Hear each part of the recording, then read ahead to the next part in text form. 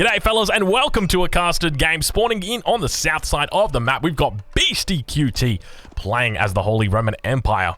On the north side of the map, we've got his opponent Caspar, who spawns in the color red, playing as the Holy Roman Empire as well. We've got ourselves a HRE mirror, NHRE mirror.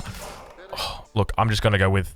Oh, that was a bit of a freeze. Now, you guys might see a little bit of a freeze there. That's because we are live at the moment. This game is live, happening live. So hopefully we don't get too many of those little jaggedy freezes.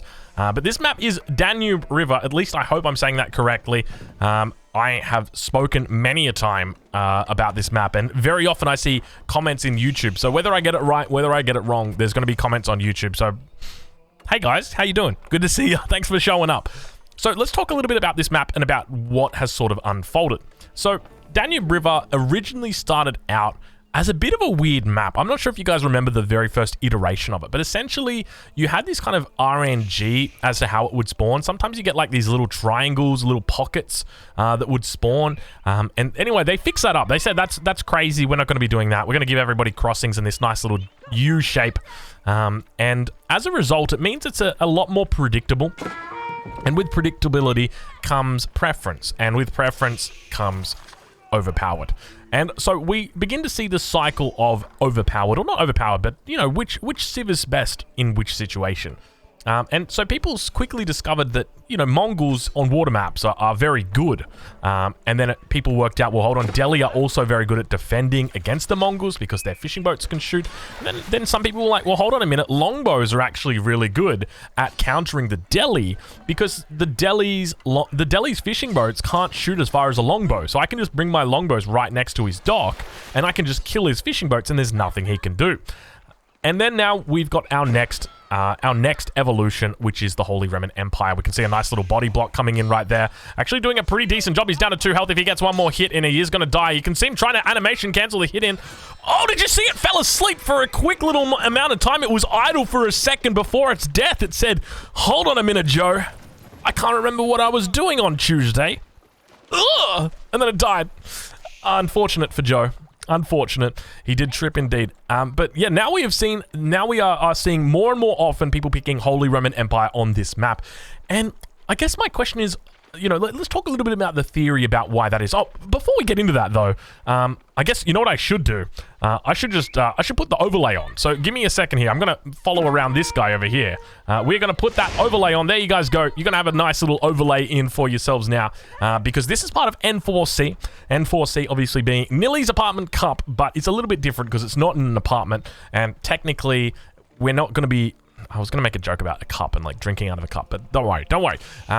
It's not in his apartment anymore. It's going to be at an actual... you know, a place that's not an apartment. It might...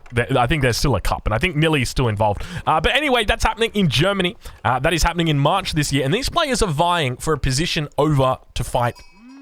I mean, they're fighting for a position... They're vying for a position to be able to fight it out in Germany, so it's going to be a LAN. It's going to be an offline event that's happening. I'm going to be there. Nilly's going to be there. Grubby is also going to be there, and Dave is also going to be there. So a whole bunch of us are going to be casting. Now, there's already some people that are through. Some big names, people that you might be familiar with. You know, if you've ever heard of that guy, the Muslim, he's through. If you've heard of... there's a guy called... Oh, I can't remember his name. It's a bit hard. Is it the Cobra? Is it... Swift_Viper? No, it's the Viper. Viper already through as well. So that little guy is also through. But these guys now fighting it out for a place at the LAN. So whoever wins out in this set is going to go through to Germany. And so that is it. So there's already the 2 spots have been confirmed. This is going to be the 3rd spot out of these 2 players right now, and we are watching them battle it out now. You might be wondering, what is the score at the moment? The score is 1-0. Beastie QT won the first game with the Mongols up against the Delhi of Caspar. If you haven't watched that game, make sure you go back and check that one out. It was a bit of a cracker, I will say that much. But this game, let's talk a bit about it and what we are expecting to unfold. So both players opening up with a dock. You've got that very safe docks. And I think both players have sort of recognized, hey, you're going to go for your dock, I'll go for mine. We'll call it a Tuesday and we'll move on with our lives. Now, both players probably going to... Now, I guess I did want to talk a little bit about theory and why I think people are opting to go for the Holy Roman Empire on this map. The big thing, I think, for me is that the Holy Roman Empire are able to somewhat manage early aggression, not necessarily like any other civ, but once they get up, they're able to get galleys out. And obviously the English have got access to the galleys, but the galley is a really good ship in that it is, in my opinion, it's the best ship. It is an all-round arrow ship. So you can see they've got access to it there, 180, 180. And so basically, if you can get those out and you can go and challenge your enemy on water, you can buy yourself enough time to get up to the 3rd age and then get yourself a whole bunch of relics in your back pocket. And then obviously Imperial comes in, you've collected the 3 legs of Exodia, you've put together the Palace of Swabia, Bob's your uncle, congratulations, you've won the game. So that's sort of where I'm thinking at it. Now, I'd love to hear from the perspective of somebody a little bit higher ranked than me. Obviously, I'm not the highest ranked player, top 512, that sort of thing. But I'd love to hear from, people at the very top echelon as to why Holy Roman Empire is such a great pick on this map. But that's something for another day. Both players looking to age up with the Archon Chapel. We can see that is happening. Looks like we've got 1 prelate out for both players at this stage because they do have that Archon Chapel. Actually, 2nd prelate out already for Beastie. So a little bit of difference there. I'm going to check and see if we've got a 2nd prelate over here for his opponent. Doesn't look like Casper's gone for that 2nd prelate just yet. Now, when it comes to doing this fast castle, now, we're not going to see any professional scouts out of these guys. Normally, we would see it, but because it's a water map, they're not going to need to. They're going to have plenty of fish in the sea. Interestingly, Casper has walled off his crossing. He said, I just want to be safe. Beastie has done the same thing. He's walled off his crossing as well. But one thing to note is that you are somewhat prone to outposts. So if your opponent was to come and just put an outpost right here, so if we have a look from Beastie's perspective, he does know his opponent has expanded up here. You can't see the dock because of the bug, but he knows about that. So I think you could very easily come in and potentially like put an outpost right here, begin firing down on this, and then put another outpost, I don't know, like maybe here. But then the problem is, like, your enemy is just going to go make a dock over here. And then they just delete this dock. I mean, you don't want to delete that dock. It's just you don't want it to be a delivery point, because then your ships are going to have to run all the way back there, and it's kind of annoying. But now it looks like we've got an age up potentially going to be coming through. We'll have a look at Casper. Casper's gathered plenty of food, but not a lot of gold. You can see how many villages he's had to move over onto gold, because he's like, wait a minute, I don't have a lot of gold here. I might have to get some of that gold stuff. And that's indeed what he is going to be doing. Compare that over to what Beastie is doing. And Beastie with 5 villages on gold, slow and steady wins the race, hey? But the most important thing in this is it's going to simply come down to the clinch of a relic. So what am I talking about? I'm talking about the placement of our 5 relics. Let's look at them. Let's see where they're at. This is probably one of the fairest spawns I can say I've ever seen. So we've got the first relic, which we're going to call Casper's very safely. He's going to be aging up. You can see 9 villages at the moment on that. Both players actually going to have their age ups in queue. Casper up a mile ahead of Beastie at this point in time. So this relic very, very favored towards Casper. This one very favored towards Beastie. The only thing that really sets these two players apart is that Casper naturally has spawned a little bit more up towards this pocket, whereas Beastie on the other side, he's kind of spawned in the middle. Like if you were to look at this, if you were to dissect this map and split it down the middle, you've got Casper who spawns up here, Beastie down here, which means his walking distance are a little bit shorter. But now it looks like we've got Wallalols in the middle going to be going down. Oh no, no, no, no, not again, not again. It looks like the Prelate going to go down to the Wolf in the middle of the map. He's not moving, unfortunately. Going to be dropping that Relic. Our Beastie QT going to be able to go and pick that one up if he's not too careful. And now, speaking of not too careful, it looks like the Prelate down towards the south, potentially going to be making his way in with this one. So he's going to be a very happy camper. He's managed to get 2 of those relics. The 3rd relic, this is the final relic, currently guarded by a wolf. It is a prayer and a dream right now. Mongol, where did the Mongols come in? Maybe I'm thinking about Mongrel, but you can see the wolf still following it through. Do we see Beastie coming out for this? It does look like Casper is committing to this very, very hard. Beastie on the other side does have the Prelate running out, but he's just going to be a few seconds too late. But look at all the wolves that are following his opponent. Beastie, oh my god, he's going to come in and snipe. Oh, it's so close. Oh, he was so close. He was 2 seconds away from that, and you can see the wolves doing their best to try and help Beastie out, but unfortunately, it does look like Casper's going to be able to pocket 2 of the 3, or 2 of the 5 relics. 3rd one coming in as well, so it unfortunately for Beastie just a little bit too slow there. You can see he's got the whole brigade of wolves bringing them in as well. They have found the good word of the Lord, and my friends, they are indeed followers. back towards BC. Let's have a look and see exactly what he's up to. He's thinking about going up to the Imperial Age. But do note, we are now in this transitory period where players do like to occasionally get out a few knights. Now, keep in mind, you can't convert a number of different units in this game. Number 1, you can't convert wolves. Number 2, you cannot convert enemy religious units. So even if you wanted to try and convert a prelate, you couldn't do it. You can convert scouts. You can convert villagers. I don't think you can convert sheep, though. So maybe that's something. Maybe we can look to exploit that. But nonetheless, Beastie managing to stabilize. So at a very obvious disadvantage at this point. He is down 300 gold for the rest of the game. So already we can chalk 1 point over to Casva and say, Casva, you're in the driver's seat this game. If you... This is your game to lose. I am expecting you to win this game because you're going to have more resources than your opponent is going to have. Now it looks like Sacred Site's going to get captured as well here for Casva, so he's being very active with these prelates out and about on the map. Still got... and already clicking up to Imperial Age. Take a look at how quick that is. Going down with the Palace of Swabia, nice and early. Not even a stable out from this guy. This guy is doing an extra fast Imperial Age. Going to be putting the walls down in the center of the map here as well, up towards the north. He's still got this very safe fishing economy. Sacred Site number 2 going over towards his opponent, and Casper going to be very happy with that. And keep in mind, that's going to pay off in the time that it takes for his opponent to actually neutralize this. You can see it's paying off that gold, so he's getting back dividends from that. So he's kind of sacrificed the prelate in doing this, but at the same time, he's earning back his income. But we'll take a look down over at how Beastie's doing, because keep in mind his enemy is now up to the Imperial Age. He is not, though, and he's gone for a lot of stables. So there's 3 stables and a blacksmith. He's going for +1, so getting Bloomery in. Might be looking for decarbonization shortly, and a bit of a raid going to be coming in. Now he's going to be playing from behind his opponent, so think about it from Casper's perspective. Okay, he's at an advantage in that he's got an age advantage, but he's at a disadvantage with regard to military. But take a look what Casper's doing. This is patented Casva technology right here, and it is the wall.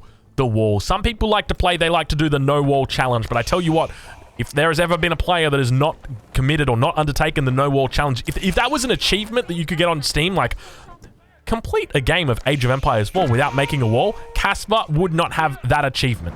He walls every single game, and he does it for a good reason, and that is because of this right here. His opponent has got 5 knights that could be in his base. It could be killing his dudes, but he's not.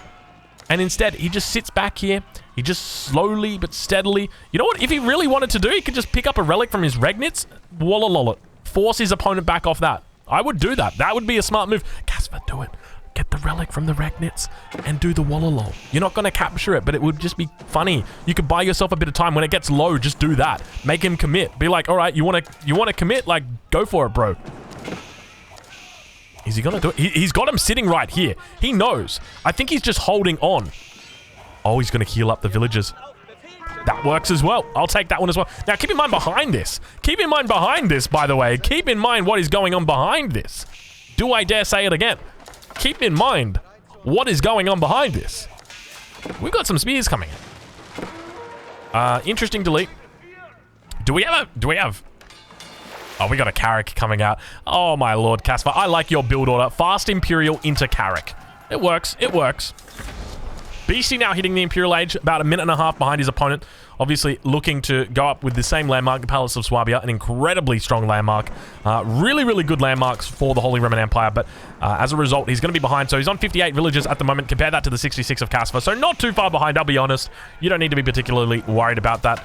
But you do definitely need to be worried about this presence in the north of your base. Starting to get very significant, and I really would have loved some Wallalols out. Casper got to wake up here, because as I mentioned earlier, this is Casper's game to lose. And these knights getting into the base is really actually a bad thing, because if we have a look at Beastie's perspective, I want to press F4, and I'm going to come straight back here. He is going for elite knights. Okay, we do see the veteran spearmen coming through, but they've only just come through now. If we take a look over at Casper's perspective, he does actually have Imperial spears. Did I just see that? No. What did I see? He got some sort of elite upgrade. No, he didn't. He's just going for veterancy and going for heavy maces. So hopefully he's going to re-wall this right here. And then as a result, he's just going to be able to chase around these knights. Now, these knights are going to be looking for villager kills. That's really what they're going to be focusing on. And that's going to be the big thing for him. But now that Carrick is out, he's going to begin marching his way towards his opponent's base, and looking to do some damage. But speaking of damage, my friends, it looks like we've got ourselves Murder on the Dance Floor. But you bet not kill the groove, DJ. That's a good song. We should sing that song in the break. That's a good song. But doesn't look like the dance floor going to be too badly murdered today. Not a lot of villagers going to be going down, but a lot of knights are now looking like they're not the healthiest of units. But Swabia is continuing to pump out those villagers extra fast, but you can see he's having a little bit of trouble getting idled out here. Has yet to rebuild that wall as well, and is open at the front. Now, if Beastie realizes that, and he can look to exploit that, veteran spearman still out about here, yet to get any of those elite upgrades just yet. You can see he's barely got the resources for it. Casvar is actually on the edge right now. Beastie definitely identified a weak spot and realized there was a window here for him to attack this. And take a look, he's actually captured the sacred sites, so he's managed to even out the gold relatively. It's 900 gold versus 800 gold at this point in time, plus he's got those sacred sites, which are technically a win condition. Very rarely used, but at the same time, it is still something that forces your opponent to come out and come and fight with you. So I'm looking forward to seeing how this is going to evolve for Beastie. I would expect that we begin to see some siege coming out for both players. I would expect that we start to see some mangonels coming out for both players as well. But Beastie probably going to be going into maybe a little bit more bombard territory and look to challenge those sacred sites in the middles. Spear's going to be continuing to clean up. Veteran Spear's actually doing a very good job against these elite knights. I'm impressed by this. Typically, you wouldn't expect them to do that well, but I guess these aren't the French knights, so it's forgivable. It's forgivable. But we'll have a look over towards the middle of the map. You can see these beautiful spears coming out from Casper, and now looking to put on the damage. The Carrick has finally made its way around, and I think Casper realizes where the weak point of his opponent is. And I can tell you right now, it's not the sacred sites, my friends. It's the landmarks. And there's a big, beautiful red Regnitz on the front line. Beastie is going to be absolutely boiling when this Regnitz goes down, because that's going to be 600 gold less he's going to be able to earn. And it definitely seems like Casper has stabilized. Earlier, I mentioned this was Casper's game to lose. It does seem to me that Casper has stabilized. I don't think he's going to be in a losing position from here. Despite the scores being relatively even, I do think that Casper is looking incredibly good, managing to secure up a significant amount of water territory as well. We can see that there's a few walls that do still remain, but this Regnitz is going to go down. I don't think there's anything that Beastie can do to actually save this. And you can see that even if there was going to be a mangonel that was to come out of this, take a look at this. This is so smart. Not a lot of people do this, or would even appreciate why these spearmen are here. You would expect the mangonel to pop right here, wouldn't you? You can see Beastie's got it rallied towards this position, but it's not going to pop. You know why? Because these spearmen are here. Now, obviously, oh, he could steal these. He could steal these. He could steal these. He's not sending out any prelates yet. I would be sending out prelates. And now it looks like this is going to be very difficult right now for BC to hold. I'm curious to see exactly how he's going to be able to do it. If we've got some siege coming up to back in these spears, it's going to be a difficult time for him. There are some men-at-arms getting in on the fight. Now, these are just normal men-at-arms. They don't have their elite upgrade yet. These guys have got their axes out, so they're doing 17 damage. So quite a bit of damage on these bad boys. Spears looking to now begin idling the economy of Beastie. So unfortunately, Beastie doing the no-wall challenge on his own base, failing to realize that he kind of needs some walls here.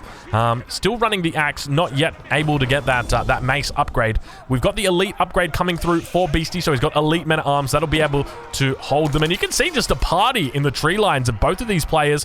Sacred Site down towards the south, going to get neutralized here. But look at this very smart move here. Casper actually going to have to force his unit to stand ground, and that's exactly what he does on that Sacred Site. Now you can see the villagers looking to rebuild the Regnitz Cathedral. They know how important this is. And we've got ourselves some Lance Connects, and not just any Lance Connects. We've got elite Lance Connects running in at full speed. They are blasting their legs. They're blasting their legs as fast as they can. Mangonel looks like it's out. Indeed it is. The siege workshop's surely in the back here. Yeah, there it is. So Mangonel has come out, going to be able to secure up this point. And now Beastie looking to secure a little bit more strength on his own front.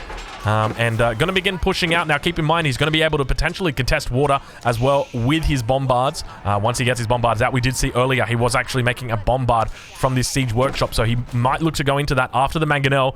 And I tell you what, This is shaping up to be an insane game. I didn't think coming into this, a Holy Roman Empire would be a game I'd like to watch, but it turns out I wanted to watch it.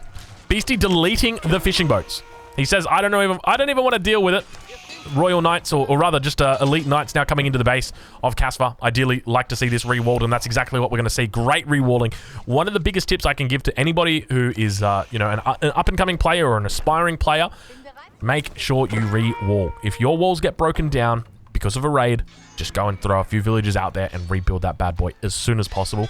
Because it's going to, if you leave that open, it's like a gaping wound. It's just going to keep coming, and your enemy's just going to throw salt in there every single second that they can. Whereas if you wall it up, everything's back to normal. You chuck your band-aid on there, you chuck your bandage, your wound is healed. But we'll have a look. Speaking of wounds, we'll take a look over at Beastie's little bit of a raiding force up here. He's got the elite man-at-arms. It doesn't look like he's got his university technology at the moment. Indeed, he does not. But he's doing pretty well. And now this sacred site does get captured up. Beasties secures it. So both players fighting over the sacred sites continually. Manages to put the double relics inside. Now we've got ourselves a good old-fashioned keep rush. Double mangonel on the back here. These guys could come up here a little bit closer, but Casper definitely looking like he's in a very strong position. The Carrick here going to be able to provide defense for this keep as well. If he needs to get underneath it, keep in mind he's got the option to research boiling oil. He's got to be careful. That Carrick's got a lot of AoE fire on it. We'll actually select these so that we can spot it. You can see the big damage that comes in right there. Unfortunately missing the shot. Bombard going to come out and going to be able to shut this down as well. Over there on the other side of the map, we can see that there's double Culverin coming out already for Casper. So no Bombards himself, but he's going to need something to crack through the keep of his opponent, and Culverin aren't going to be able to do that. And now up towards the north, it looks like the wood line has been overchopped, and Beastie has just said, all right, mate, well, if you're going to overchop the wood line, I'll help you out with a little bit more chopping, except I'm going to be chopping you. And he starts chopping the villagers. Speaking of villagers, 139 for Casper, 111 for Beastie. So Beastie with a significant deficit, but he's going to look to try and even that up. Look at all the beautiful farms here for Casper. It is just looking like the fields of farmland. I was sitting here like trying to think of something that's got lots of farms. I was like, maybe the Netherlands? Like England? I don't know, like Salisbury? Is that a place? I feel like that's a place. But anyway, this is the consequence of over-chopping or not stone walling. So ideally, you would have come out and you would have put more walls out here, but they would have been stone. And you would have walled off the entire side. But now your enemy is in your base, killing your dudes. 102 villagers now for Casper. 117 for Beastie. So he's managed to kill about 35 villagers at this point. I don't know about you guys, but that's a fair chunk of change. Second keep now coming up on the front here as well. Beastie going to be trying his best to take that one out, but obviously with the two Culverin underneath here, it's going to mean that it's a very difficult task for him to do that. Does have the Bombard alive, but now he's looking to get some Culverin of his own. When it comes to upgrades for these bad boys, we can see that there are no upgrades at this stage. So there are some really good upgrades in here that you can get. Things like Siege Works, things like Greased Axles, really going to help out with dealing with those enemy Culverins. But a lot of raids going on here. We can see that the raid up towards the main base of Casper does get cleaned up. 104 villagers remaining. And a lot of idols sitting in the middle. 42 idols at the moment, 37 of which are in the middle. Now Beastie going to be looking to take down that first of the keep. The second keep looking to come down next. Those Bombards are behind. I didn't see where those Culverin did get to, but I suspect they probably went down. Indeed, it does look like they went down. There's the first one. Second one, I can't quite see it. But now continuing to push up. Does have the boiling oil. But I love the fact that he's got these keeps out. It really makes it quite a decent foothold that he's got. A beautiful little position that he's got in here. Mangonel coming in and firing it off. So really from here, I'd love to see... Oh my gosh, there's more units inside the base right now of Casper. Can we just get like a stone wall up? Just a big stone wall. Just stonewall the whole thing, Casper. You're going to be fine. You got 485 stone in the base. In the bank. You're going to be absolutely fine. Stonewall that bad boy as well. Beautiful. That is exactly what we want to see. So hopefully he's going to do the whole thing, because that is the right play. He's actually stonewalling down towards the south, and you can see a whole bunch of these men-at-arms have gotten through. Either they've gotten through or they've been stopped. I think they've gotten through. I think they got through right here on the edge, but that stone wall is going to prevent any further access from this point, and it means that he's going to be able to avoid putting down a wall here. So I think that's definitely the wise choice, coming in and walling down at this point. Maybe even want to wall over on your opponent's side, but I guess it's kind of hard to get through, isn't it? Where have we got action? We got action down over here. Mangonel's beginning to come out. Looks like a little raiding party of beasties still up here towards the north. And then over on this front, we've also got Beastie beginning to push out. He's got knights. He's got the men-at-arms. We still don't have university upgrades. Elite army tactics finally coming in. This is going to give him 20% health on these bad boys. We'll check in for Casper, see how he's doing. He's still yet to grab this upgrade as well, so it's very important in these fights to make sure you get that. You can see the men-at-arms unfortunately going to be going down there. I think he's fully upgraded other than that. Yeah, he's got the bludgeon now, so the +6 to heavy. Yeah, these stone walls are starting to look good, and now we can see that Beastie going to be stonewalling his own side as well here. So we are definitely shaping up for one of the longest games in history. Not really, but seriously, we could potentially see it. We could see the longest game in history right here. There are a lot of stone walls. There's definitely an impasse. As I mentioned earlier, this was Casper's game to lose. But Beastie has done the right thing in making it go to the late game. Insufficient wood, insufficient wood, insufficient wood. It's something you never want to have to see. And unfortunately, the lack of wood has meant that Casper loses his castle in the middle. You would think that a castle made of stone would probably cost stone to heal, but it turns out it does not. It actually costs wood to heal. Mangonel's getting off some beautiful shots there, but unfortunately, Mangonel's got to be careful. It looks like they're going to be taken down. These guys are very expensive, and villagers deciding instead of healing up the Mangonels, they're just going to go to the gold mine and do what they do best, and that's mine up the gold, baby. Not a bad trade there, getting the Mangonel for about 10 men-at-arms. It's not terrible, not terrible. But speaking of terrible, it looks like we've got more walls coming up in the middle here. And it does seem like Beastie going to be the one that goes for a little bit more of defensive walls. Men-at-arms still behind enemy lines, firing off. 139 villagers for Beastie, 116 for Casper. He's still trying to be annoying here. When it comes to population, I mean, it's relatively even, but you can see that Casper is down on resources significantly here. The primary difference between these two players at this point in time is the third relic in the Regnets. It's going to give them a lot of longevity when it comes to that gold income, but this can obviously be balanced out by capturing these sacred sites. Beastie's got access to this one down in the south, and this one in the middle as well. It's probably looking a bit more favored towards him as well. But we'll have to see how he manages to play it out. He's got 3 of these Culverin here, now looking to put up a keep as well. And yeah, Beastie having a very, very good time. If I was going to say, you know, which player would I rather be at this point, I couldn't give you an answer. That's how close these guys are. Mass Culverin now coming out for Culverin. These guys are a little bit confused as to what they want to achieve in life. Yeah, now it looks like they're going to begin firing. So now we can see. So one of the things I always talk about are how inefficient fishing boats are. Think of this, right? Your villager. All right, let's watch your villager. Okay, this guy right here. He's got nothing. All right, he's going to sit here. And he's going to farm, and he's going to farm until he's finally got a big hail bale. 21. And then he comes back in. 21 food and drops it off. Okay, now take a look at the fishing boats. The fishing boats have come all the way into here. Now, a whole bunch of them just got killed. Don't you do it. Don't you do it. Don't do it, Beastie. That's not a good fight for you, my friend. There's Mangonels in the back as well. But it looks like he's going to commit to it. So we'll talk about those fishing boats a little bit later. Mangonels, Bombards, Culverin, all the name of the game. We can see the Culverin firing off, getting some good shots in the back line there. Bombard also going to be unfolding. Men-at-arms on men-at-arms action. And we've got the units beginning to parade from either side, splitting the forces. Villagers here as well, getting massacred. But now he's going to be falling back towards the stone walls, and that's going to allow him a little bit of security here. I will expect that there'll be villagers that do get pulled out eventually, trying to do a bit of repairs here. But it looks like he locks a bombard down and says, "See ya, mate. You're mine." And he takes it and he eats it for breakfast. A delicious, healthy breakfast. A bombard. But yeah, just to sort of explain a little bit about this, like you can see right here, this fishing boat, it's sitting out here, but then it's going to go all the way up to this dock, and then it's going to come all the way back down. And after you've gotten so many upgrades, like you look at this, right? There's 2 upgrades in here that he hasn't got. Compare that to his mill, where he's got 1 upgrade. Oh my god, he's only got 1 upgrade. And wheelbarrow. That's a feels bad, man. When you got 40 villagers on food, I feel like fertilization's kind of important. But we'll check in with Beastie. Maybe Beastie's picked it up. Let's have a look. Yeah, that's what I'm talking about, baby. That's what I'm talking about. All right, I think Beastie's going to win this game just because he's got his fertilization in. Honestly, those sorts of upgrades are incredibly important.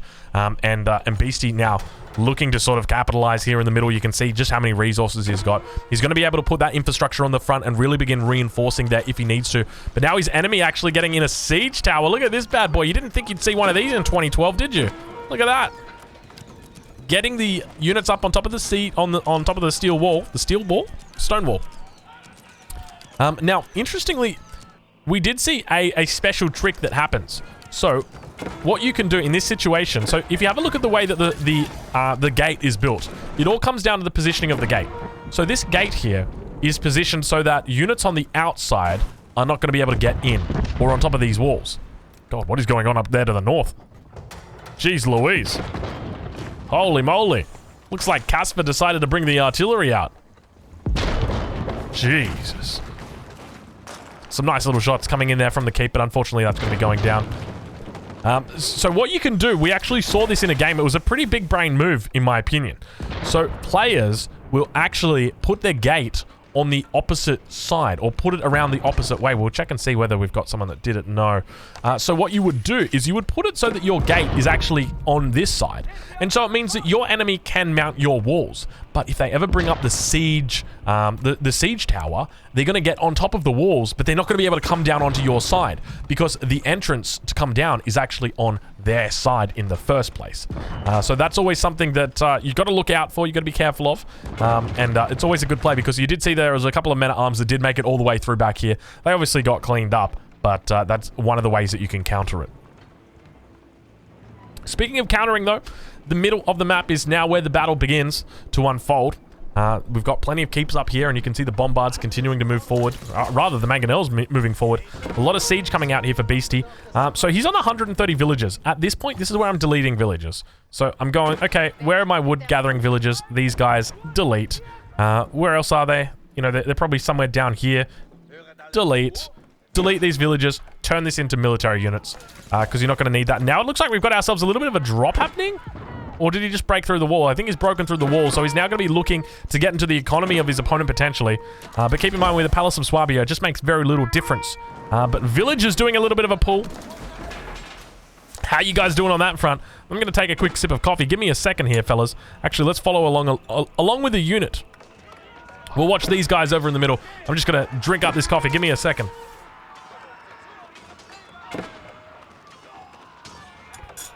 Oh, that's absolutely delicious. Unfortunately, it looks like those men-at-arms are going down.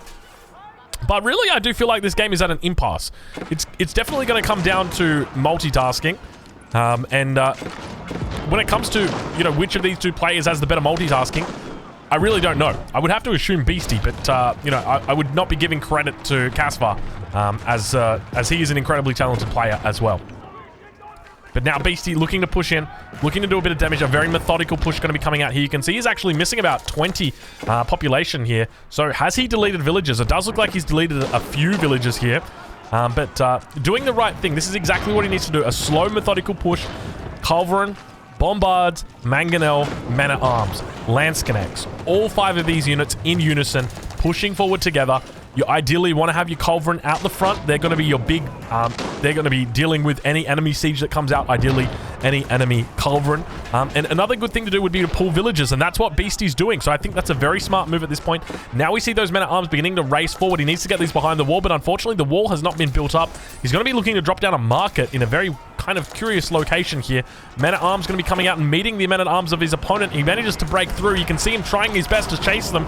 He's going to get that Culverin. He's going to try his best. Beastie coming in for the heal. It does look like he is going to get it. He makes it in time. No, he doesn't make it in time to the Culverin.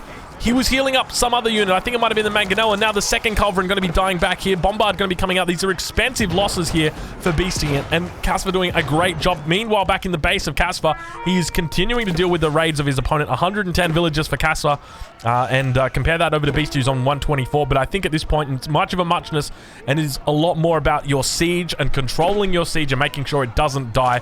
Doing everything you can to make sure that your siege remains alive. Beastie now going to begin pushing out. He's got a beautiful massive siege here. I'm going to check his infrastructure. He's only got 3 siege workshops. And with 10,000 wood in the bank, you'd kind of hope that he'd have more. But speaking of banks, take a look at this. While there's a fight going on in the middle, ponder this. There is no gold on Beastie's side of the map. He has no gold to access. I don't know where, I don't know why. But there's none. And now it's where it becomes concerning because he's only got 2 out of those 5 relics. He doesn't have the 3. And he's got no gold to access. And while he loses this incredibly expensive bombard, his opponent has 1 gold mine that sits here with 4,000 in it. A second gold mine with 4,000. a third gold mine with 8,000. And he's yet to touch any of them. Now, why that is, I'm not sure. We'd have to go back and look at the tapes. Have to check on whether there was a bit of a gold mine disadvantage. But Caspar is in a supreme position just simply because he's got the gold advantage. Gold in the middle also getting taken out here. We can see, oh, that's why. Oh, Caspar went for the middle golds. Remember, Caspar went for these middle golds. He was up on this one earlier. That was an 8k. He came down to this one. This is also an 8k. He's had so many villagers on this gold. He's actually secured up the middle gold here that was unsafe for him before going to his own gold. So this is a very smart move, incredibly macro play that's come out now on the front line. It looks like Caspar going to be looking to push in towards his opponent's base. You can see that a lot of these units are continuing to struggle coming out. He's only got 25 villagers at the moment on food, so he's having a bit of a struggle, and now actually getting out some trebuchets. So that's the first I'm seeing trebuchets used in this sort of environment. It's very, very, very rare to see these guys come out, especially this late in the game. But now looks like the university slowly but steadily going to be taken down. There is chemistry that's still available. So we could always look at going into chemistry for the Culverin. You can see that looks like the 102s come up. Yeah, 170 versus the 204. Yeah, so Beastie going for his upgrades. Unfortunately, Caspar yet to grab his upgrades. But now Beastie in a bit of a difficult spot. He's got a lot of resources in the bank, but not a lot of gold. That's the big thing. And all the gold that was kind of available to him, that being the gold that was in the middle of the map, has now been completely secured by Caspar. He's managed to mine out every single bit of it. And now back at his own hometown, he's got 16,000 gold that's just literally sitting there ready to be taken. And he's also got those 3 relics, don't forget. Bombard manages to survive down at this point, but Men-at-Arms and Lance-Connects are beginning to run through the base of his opponent. No +3 coming through on the range, but I don't think there's a real need for it at the moment. 28 damage on those Lance-Connects. Gosh, that's a lot of damage. Look at these guys running to the ends of the earth. Why does this guy carry his sword, but this guy is not? What's the difference between... We are not the same. They kind of look the same, though. They're both Lance-Connects. They are the same. Let's have a look from the perspective of Beastie. That's going to be the main thing. I think Beastie has lost this game. Just simply because Caspar made the big brain play, secured up the gold in the middle, and now... So you might be wondering, okay, what's so important about gold? Okay, well, first and foremost, like, it's gold. But second of all, you're going to need to make units, and you can choose what type of units you want to make. You can hear Beastie doing market trades right there, but the most important thing are the Men-at-Arms. They cost gold, right? Now, you can market trade, you can get some gold, sure. The real big ticket items are these bad boys in the Siege Workshop. So what are we talking about? We're talking about the Bombards. We are talking 600 gold. We're talking about the Culverin, 600 gold. We're talking about the Mangonel, 200 gold. These are your big ticket items. And the problem that's going to happen, okay, is that there is going to be a point in the game where Beastie is now run out of gold. You can see that. He doesn't have any gold left whatsoever. He's down to 260. He's got more than 15,000 resources backed up, but none of it is gold. Compare that to his opponent, who's sitting on 2,000 gold very happily. He's got a lot of villagers out here mining gold. He is deleting his villagers so that he can build more military. That's how many villagers this guy's got on gold. And as a result, it means that he is able to continue reinforcing his Bombards, his Culverin, and his Mangonels. And you might be saying, okay, well, what about, you know, why can't Beastie just make only Men-at-Arms? Well, he could. But if he makes only Men-at-Arms, then Caspar's going to fall back to his keeps. Caspar's going to fall back to Mangonels. Now, he doesn't actually have any Mangonels out, which is, in my opinion, probably not the best idea. But it is one of those things where it is always going to be more advantageous to hold the siege advantage than to not hold it at all. Because the Mangonels will very easily clean. 5 to 6 Mangonels will completely wipe out these Men-at-Arms. Bombard now coming down to the south. Caspar deciding, you know what, I'm just going to slowly and steadily wall up this area of the map. Looks like a sacred site going to get captured. Beastie finally realizing, well, hold on a minute, I can get some more gold this way. There's another sacred site towards the middle of the map. A lot of these walls have been taken out, but it looks like the only way through is going to be down here. And we've got traders finally coming through. Beastie working with some traders, going with a triple market down here. Not a lot of units in this. Let's have a look and see. He's got 6 traders in that one. No, 6 traders in total. So Beastie actually going into trade. We are here, ladies and gentlemen. We are at the trade. We are at the trade times. We're at the trade market. We have got trade full stop. Let's just go with that. Full stop, we've got trade. bombards firing off in this little canal. Not going to be a lot of luck for the men-at-arms that we're pushing in. And now we've actually got some archers coming out. Are these elite archers? I want to check and see. They're elite archers, so they got all their upgrades, they got all their bells, all their whistles, and now the men-at-arms continue to push through. They've blasted through the first keep. I heard some more alarms going off towards the crossing here. It doesn't look like too much is happening up there. And Beastie now going to be under significant fire as Casper continues to push through. A lot of units up on this front here, but now Beastie going to be pulling out bombards of his own. The sacred site is still captured, and we've got plenty of men-at-arms and those mangonel shots coming off, and you can see the damage that gets done. This is the power of those mangonels, because they're not just hitting one target and killing them. They're firing off into the mass and doing a lot of mass damage. And so each time they're getting those shots off, it's doing a huge portion of damage. Village are going to get targeted here. Oh, no, rather, sorry, Prelate are going to get targeted here. Casper now walling back up over on this crossing. And you can hear those reinforcements coming in. We'll check and see. You can see right there, we've got 11 barracks. We've got 3 siege workshops and a dock. And a dock. We'll round it out with a dock. A second keep going to be going up in the same spot that that first keep was going up. And he's really looking to try and secure a foothold down in the south area. He knows how important this trade post site is. By keeping this alive, it keeps his gold income coming in. And it means that he's going to be able to keep up with Casper. So we'll check in with Beastie. We'll see how he's doing. His gold income looking at about 1,100 at the moment. We'll see how many traders he's got. He's still sitting on 8 traders now. He's got a whole bunch in queue. Not enough population. He's sitting on 121 at the moment. But his opponent's going to be able to break through the front door. A lot of units coming through. A lot of bombards coming through right now. This is not good for Beastie. That's 9 bombards. Hey, I didn't think you could make that many bombards unless you were playing the Chinese. What is going on, Casper? That's cheating. What kind of upgrades have these bad boys got? Let's take a look and see. They've got all the upgrades that are relevant, except for chemistry. And that got burnt down. I don't think he's got chemistry. Actually, we can check. If these have got 170, they don't have chemistry. Yep, they don't have chemistry. So he's missing 20% damage on those bombards.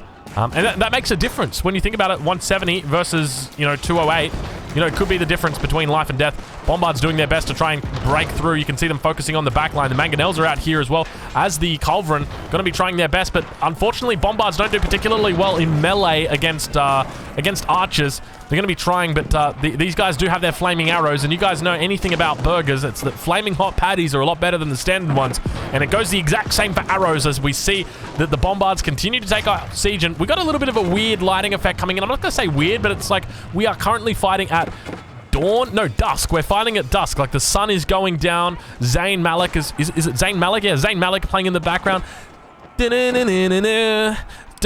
Dusk till dawn. That's the only part I know. All right, we're not going to put that. We're not going to put that camera angle here anymore. And now it looks like he's going to be able to push in. I'm curious to see exactly how many of these he's taken out. There are no traders at the moment in the market. Oh, hold on. There you go, Drongo. You fixed it. 4 traders at the moment.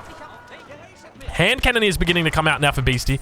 Are we able to see? Yeah, we can see the rates that are going. They're not the best. He is maximum sold on food as well as wood. All of his traders are slowly but steadily getting taken out. You can see him really trying his best. But now back towards the main front, and you can see Beastie trying to break through, and Casper doing what he does best. He just walls. He loves walling. He just comes forward. He re-walls the pocket. Beastie literally just broke through this, and Casper's like, lol. If there's one change I would make, I would reduce the time it takes, increase the time it makes for a stone wall from whatever it is right now, double it or even triple it. It takes 8 seconds, make it 15 seconds, and make it so that a wall like this, that when you're repairing it, well, not when you're repairing it, but when you re-wall the crossing, make it take like even twice as long. Like if a wall has recently been destroyed, make it so that it gets like a penalty on it. So give it like a 2 times or a 3 times requirement to build. That way it actually is meaningful, because right now, like, Beastie breaks through this. Oh no, my wall's down. Whatever will I do? Oh, I can't imagine what I will possibly do. Oh, okay, he's actually just going to go siege it. I thought he was going to rebuild the wall. I got really excited. But instead, it looks like he's just going to go siege it, and then he's going to re-wall at the front. In fact, he's going to go all the way down and re-wall. No, he's going to build a keep. There you go. I guess that answers that question. But speaking of questions answered, look at all the bombards that are down here right now for Caspar. He's done a little bit of a rotation. 8 bombards down to the south. I feel like at this point, he's just flexing with his bombard numbers. Caspar having an absolutely great time. And that keep going to definitely go up. This trader, not too long for this world. Or is it? Or is it? Actually, oh no. Oh no, we're going to follow this trader. We're going to find out its story. Can I just say how beautiful these buildings look? There's some really nice buildings. Perfect buildings to get murdered by. Don't you say, trader? Oh no. Oh no, trader. Tony the trader. Running in head first into a whole... Oh god, Tony. Getting taken out by a culverin. What a way to go. Execution by cannonball right there. I'm curious to see where the next battle is going to... Like, where's the next front? He's worked his way through these walls. Now securing a keep on the front line. He's managed to get behind the walls of his opponent. Caspar really looking to come in and break. Caspar doesn't, at this point, have any traders himself, it seems. Yet to drop down any markets in this back corner, but obviously leaving space for himself. He does still have gold that he's able to mine. He's got 22 villages on gold. You can see them out here. And still has 4k on this gold mine, so he's in a fine position. And now those bombards going to start teeing off towards the enemy's units. We'll take a look over from this perspective and just see exactly what we've got looking at, what we're looking at. And it looks to be a whole bunch of men-at-arms. I guess you didn't expect that to be what the potential threat was. So I guess we're going to start thinking about, like, you know, one of the things about balance that I'm always, like, thinking about is, like, okay, as you see one unit become more prominent, I want to see, like, a unit that counters them. And the thing is, right, like, you can't make mass crossbows or hand cannoneers because they just get countered by mangonels. And so, like, the men-at-arms are just kind of like this perfect unit that is able to run up and go and kill the enemy siege. And so, maybe the issue is siege? I don't know. How do you solve that problem? Siege continuing to fire off that sacred site, getting captured. And look at all the fucking horsemen we've got up here. Beastie QD. 95 military population. Looks like a little bit of a break in the wall. This could be bad for Caspar. Oh, this could be bad for Caspar. Is he going for a snipe? Oh, he could be going for a snipe. He's going for a landmark snipe. It's happening. I'm pretty confident this is what he's going for, right? Or is he just going for a raid? Because there are no stone walls protecting him. He can literally run right into the base. He can 100% do it. I don't know why he doesn't do it. He doesn't have enough. Maybe he doesn't have enough. He probably doesn't have enough. You know what? He would need 100 units to do it. Now towards the base of his opponent, Beastie. Under attack. He's got some villagers here. You can see he's dropping down quite heavily on his population. Heading towards the, once again, heading towards the villages of his opponent. But keep in mind, like, this is the problem, right? His enemy's got 5 town centers. The equivalent of 5 town centers sitting right here. This is all he ever needs. You can hear that. You can hear those villagers being queued up. He's just making them. He's got them for days. He doesn't care. And now that push is going to be coming in. I don't think Beastie's going to be too much longer in this game. Something tells me this push is looking very, very strong. Cleanup trying to happen back here. We can see that there were some spears coming out. Looks like they've run past. Actually, it looks like they're just men-at-arms. Attack going off everywhere at this point. Castle coming up. Beastie looking to secure up a little bit of a front on the other side of the wall, managing to do so successfully as the boiling oil comes down. And going to be able to clean this up. A lot of trash out here. Pretty big trash army, actually, if I'm honest. 128 military. Beastie looking quite concerning with this. Now, keep in mind, mangonels are still very good against horses, even in mass. How many mangonels have we got? We got 4 mangonels here. It looks like they're probably all going to be going down. 1 goes down. 2 are going to be going down. I'm going to try and get a nice little angle in here, but there's just so much smoke, so much dust coming in. We're going to zoom in nice and close, but it looks like the horsemen are just overwhelming this position. A lot of horsemen in here. Now, these guys are pretty upgraded. They've got the +5 ranged armor, so not bad at all. And managing to overwhelm the opponent's army. Caspar actually sitting down on 45 food right now. He's on 80 villagers. Has Beastie actually done it? He's brought him down to 80 villagers. He's got 50 idols at this point in time. 50 idols right now. No food economy whatsoever. You can see he's producing villagers like crazy. 5 town centers of those bad boys coming out. And it all comes down to just not walling. Remember I mentioned earlier, I said, like, can we just get a stone wall, like, across here, please? Just one nice big stone wall. And that would have been it. That would have been it. It would have been fine. But now behind this, Beastie, he's got 66 villagers. He doesn't care. Honey Badger don't care at this point. He's just making military units. He's going ham. He's not worried about villagers. I mean, he's probably worried about villagers. You making villagers? Yeah, you're making villagers. You're worried about villagers. That's all right. I'll let you be worried about villagers. And now towards the center of the map, it looks like we've got more bombards that are probably going to be going down here. A little bit of a spear mass also beginning to build up. The trash units are indeed going right now. If for anybody who knows the lore, you will know that I actually wrote a song about trash units. A very famous song. It goes, trash amigo go go, trash amigo go go. That was it. That's pretty much the extent of it. But now at this point in time, I mean, Beastie's still looking very strong. The main thing for me is military population. So we see 62 versus 112. So Beastie double the population of his opponent when it comes to the military right now. Up towards the north of the map, those horsemen do get cleaned up. It looks like he's managed to secure his base. Do we potentially see a stone wall? 340 stone in the bank. If he wanted to, he could put a stone wall across here, and that would be the end of that. But this sacred site's still not getting taken, despite a keep being here. So very easily could protect that. But now it looks like these horsemen are going to be running into some spears. Not the best way to run, unfortunately. You know, there are a couple ways that you can run with a horse, but I feel like running into spears, probably not the best thing to do. Definitely not the best thing to do, actually. But now, we got spear on spear action. We are now entering Trash Wars phase of the game. And Beastie looks like he's beginning to overwhelm his opponent. So despite seeing this push down here, I remember earlier I said there were 5 bombards. And I said it doesn't look like Beastie's going to be too much longer in this game. And then just a whole bunch of horsemen came out and killed everything. Well, that's where we're at in this game right now. Beastie with more than 20,000, or almost rather 20,000 resources in the bank. He's got about 17,000. He's almost at 200 population. He is just spamming trash at this point. He has got 44 military production buildings right now. You can see them dotted all over the map. He's got them absolutely everywhere. He is going absolutely ham with these bad boys, sending them to this point now. So could potentially look at coming through the middle crossing. Now, obviously, there is a stone wall up there, so he's going to have to be cognizant of that. And we do finally see Casper deciding to wall up. He's going to continue walling up and managing to secure up this position. Does look like there's a bit of a hole here, but I suspect he's probably not going to be able to get through there. Look at that. I've never seen that. That's really cool, this stone wall. So from this point, I mean, where do we go from here? I mean, this has been probably one of the craziest games I think I've seen in AoE 4. I don't think coming into this game I thought this was how it was going to go, but I tell you what, I'm looking forward to seeing a lot more Holy Roman Empire on this map, because this is pretty insane. The meta continues to shift, continues to evolve. These guys got into Imperial at 11 minutes. We've been in Imperial for 40 minutes. This is a 40-minute Imperial war. But we'll take a look over at Casper. We'll see how he's doing. He's still got plenty of gold. 4,000 gold sitting here. Now, he might have not realized that this is sitting here, but surely he does. It is in his line of sight.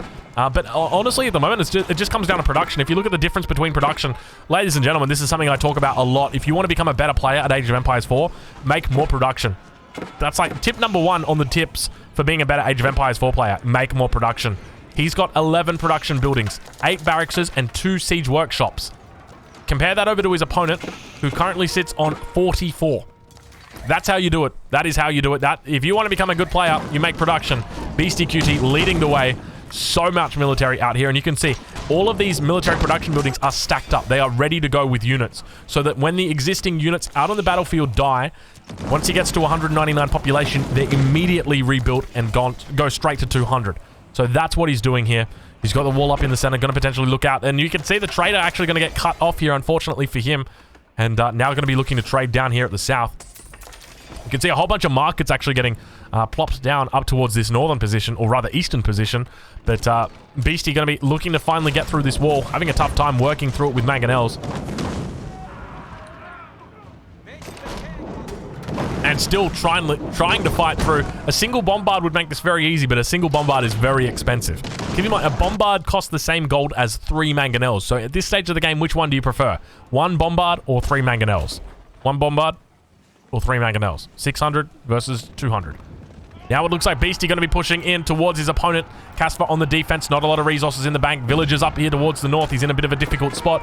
Beastie on the other hand, 16,000 resources in the bank. And going to begin pushing in. No bombards, keep that in mind. But does have these mangonels. Mangonel shots coming out. Oh, it's disgusting. It is absolutely disgusting. They get off the shots and they continue running around. He's got to be careful of this keep. It is going to be keeping that area on lockdown as it continues firing out now towards the front. It looks like we've got ourselves a bit of a base race, ladies and gentlemen. It does seem to be happening as players have realized. And look at the mangonel numbers coming out for Beastie. Beastie was hiding these all along. He's got the stone walls down. If he needs to, he's going to be able to unload Beastie Cutie. Let's have a look and see what he manages to do as he begins firing down at the choke point. A lot of units coming through here.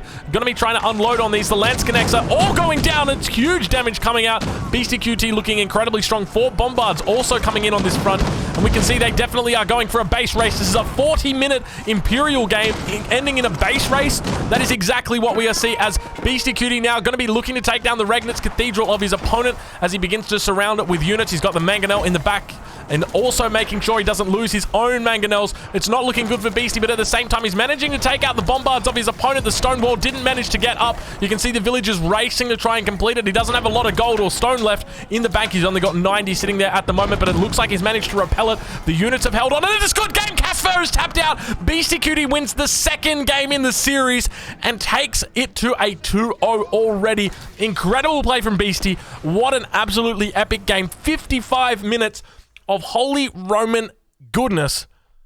Oh my lord. If you've been watching this for 55 minutes, you got to go take a break. You got to go check on the cat, see how the cat's doing, check out the dog. Like, it's been so damn long since you've seen those guys. Like, what a game. Oh my lord, what a game. So let's just do a quick review. So players get to Imperial Age at 11 minutes and 13 minutes respectively. And then they fight for 40 minutes. Thank you, game. And then they fight for 40 minutes. That was it. Hope you enjoyed it. I'll catch you guys in the next one. Thank you so much for watching.